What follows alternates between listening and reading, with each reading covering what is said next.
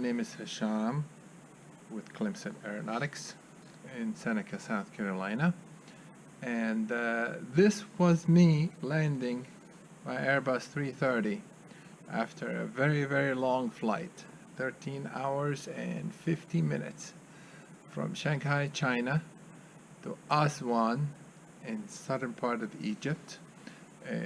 It is an ancient town, of course, full of history from the Pharaoh's days. It was a very long, tiresome flight. A lot happened in that flight, but thankfully we landed in our intended destination safely, and actually it was a nice landing. Today we're starting on our 5th video of building the vertical stabilizer. I hope you enjoy our video. Thank you. And now we will be doing the first riveting operation on the aircraft. Probably you can use a regular pneumatic squeezer for that, but I thought that would be a good opportunity to demonstrate the capability of our machine. So here we go.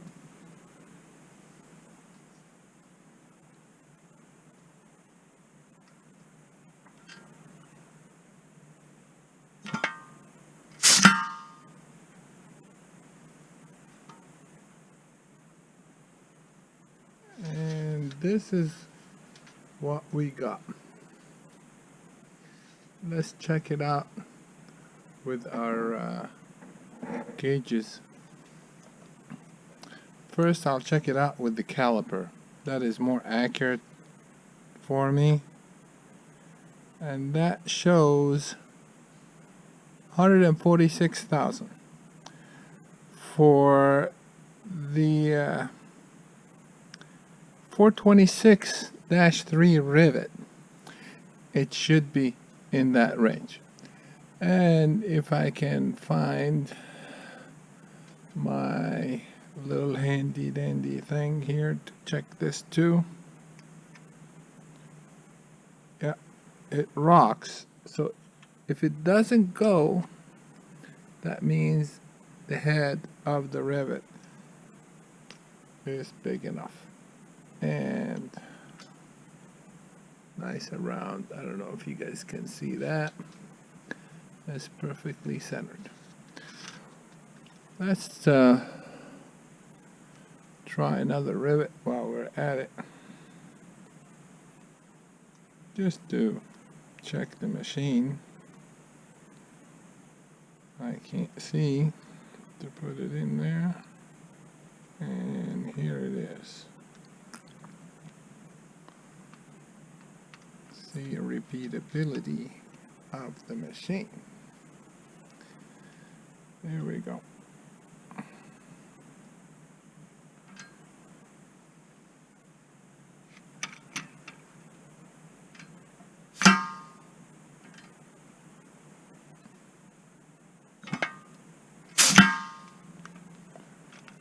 Okay, now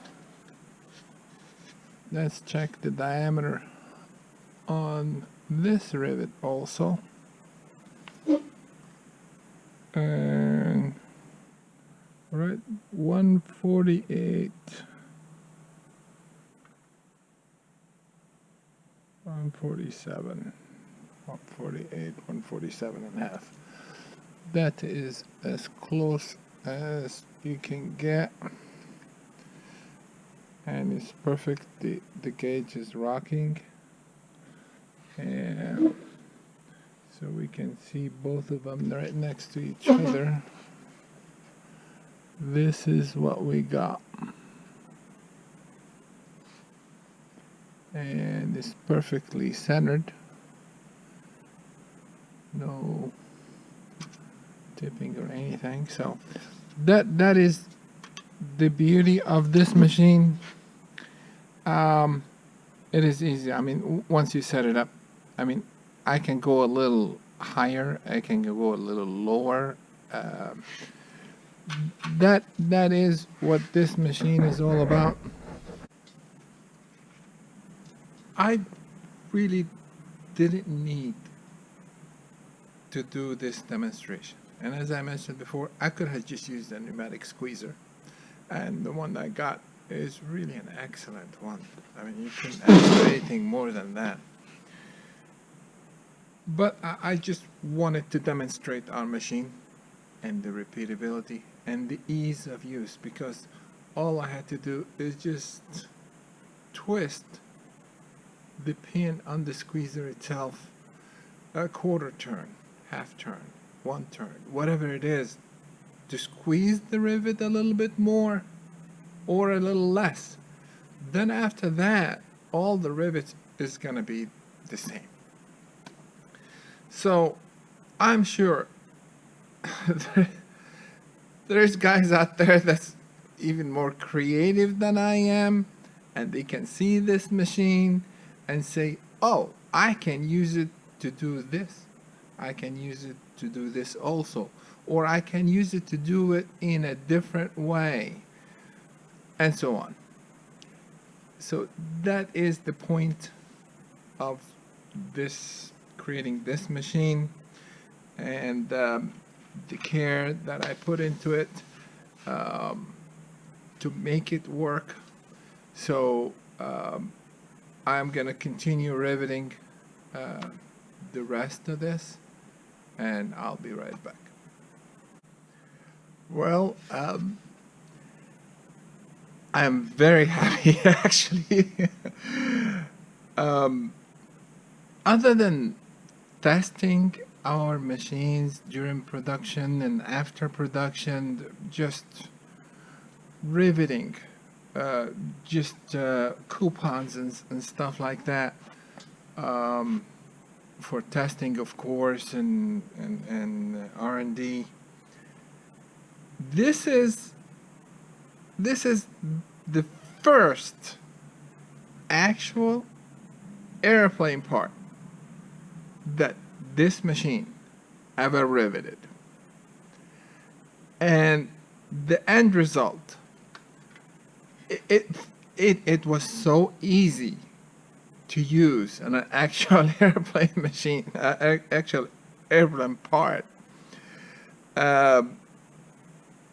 It is. I am very happy.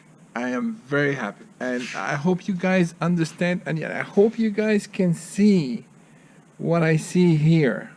Okay, these are the flathead part of the rivets. I wish you guys were here visiting my shop to test it and see it for yourself. And here is the shop head.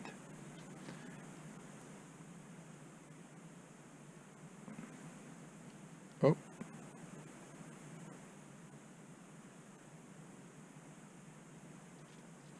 And let's get a shot, vertical shot here. And I will take a picture and include it with the video, kind of so you guys can see a little bit of close-up.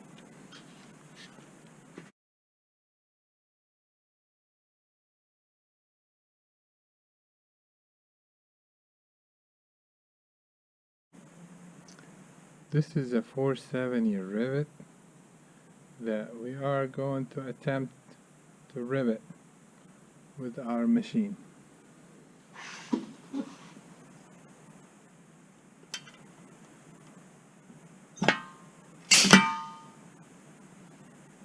Okay, we did rivet it, but it needed to be riveted some more. So we can adjust the machine to go down another 60,000.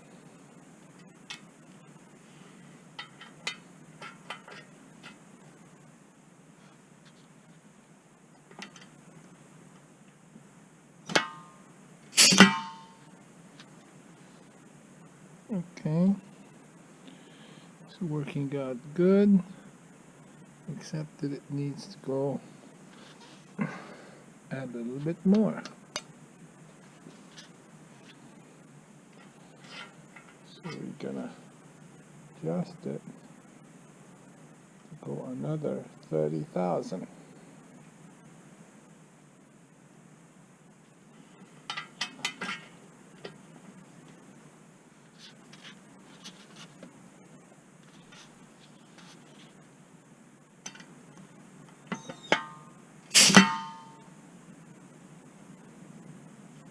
We're getting there, but obviously we need to check it.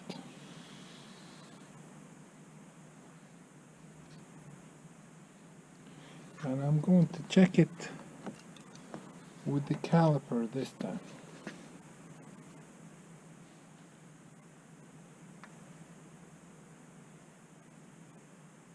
48.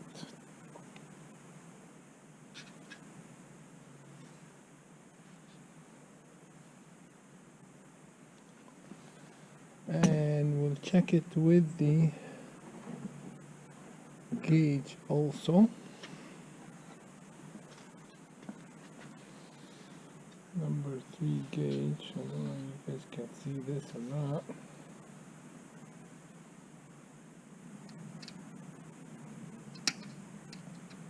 And the gauge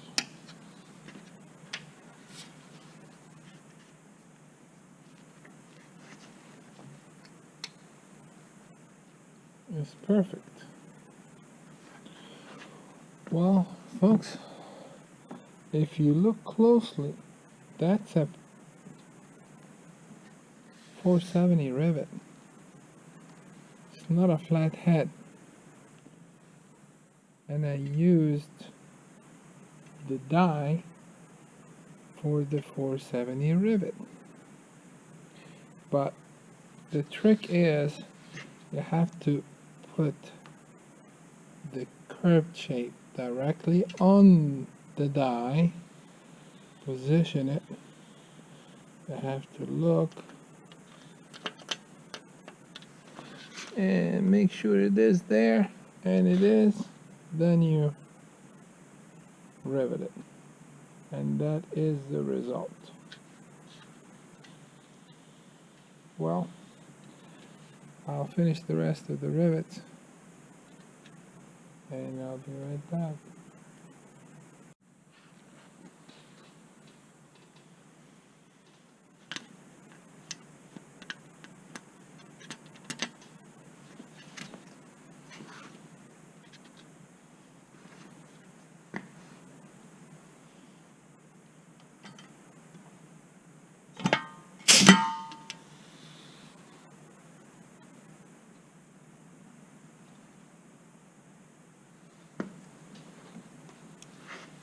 Check this one too. 148. That is so perfect.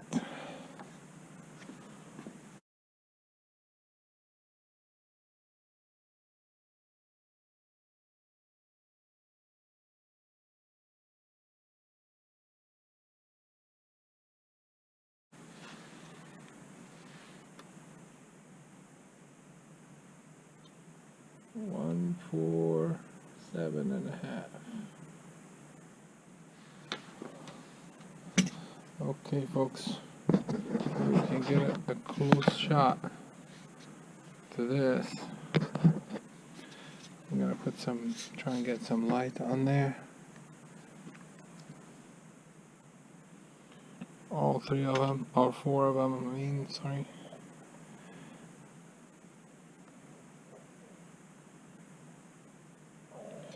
And this is the underside.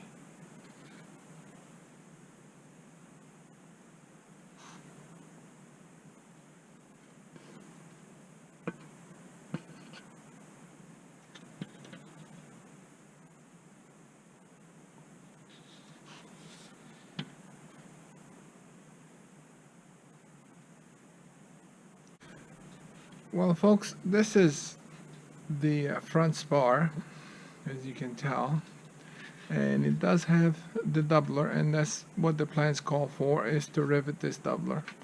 And we need to use 426 on this side, flat head, because it's gonna mount to something like that. But these are 470 rivets, and it's not important which way you can do it. So as far as using my machine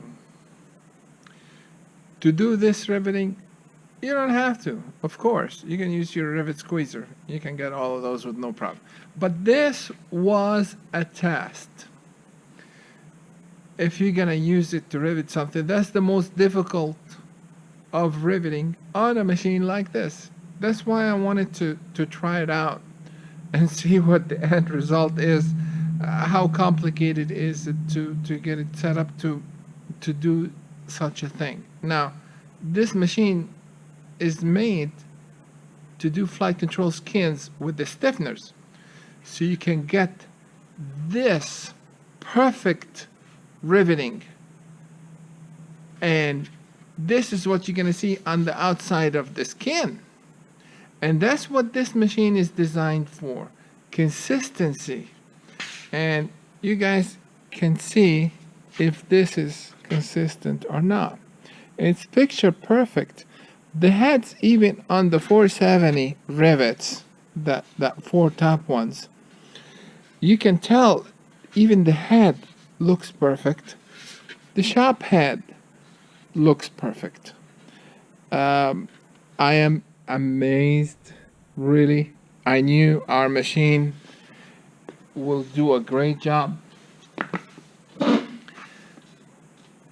I know it's gonna be that great and that easy. We make the manual machine. If you guys want to purchase the manual machine, we'll build one for you. That is not an issue. But if you do get a manual machine, you don't know what you're missing. Especially because you already have a pneumatic squeezer in your shop. For just a little bit more, you can get this system and you can do some artwork with it. So for those of you who are starting their build and did not order a dimpling system, we would appreciate your business. I am positive 100% that you are going to be ecstatic about a system like ours. Before I started riveting, I failed to mention that last night I had machine countersunk the doubler on the rear spar.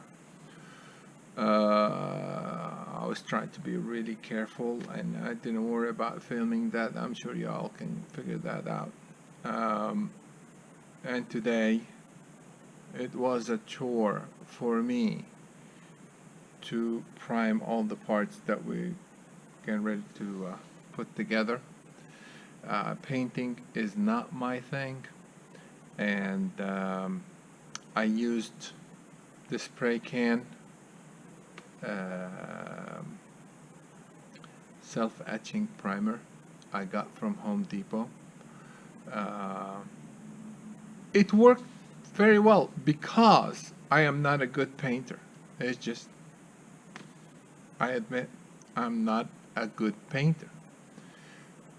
It done very well. And just in case if there is a guy that is not a painter like me and you're gonna be priming these parts, you have to. I'll give you just a small tip for just that one guy out there that really is not a painter like me. When you spray the paint, the primer, just just do it lightly, and when you see parts of it that you can still see silver in the skin, don't obey your temptation to paint it. Wait, just paint something else, and in 3 minutes, 4 minutes, come back and spray that part. You will be much better off, because if you sprayed right then, it will run.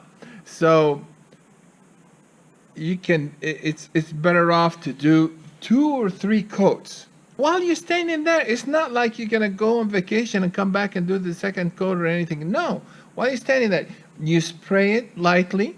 You miss spots, or spots are light, don't worry about it, leave it, paint something else. By the time, just 5 minutes, you come back and you do it again, and it will be perfect.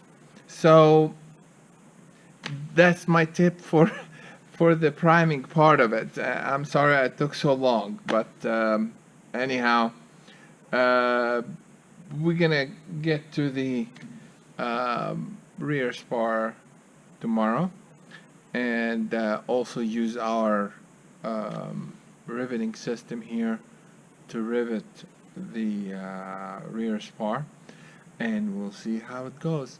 Thanks guys for watching and supporting our channel, and there's a few guys out there that clicked on the like button, so evidently somebody likes what we're doing and they're benefiting from it, and we thank you very much. We'll see you guys in the next video.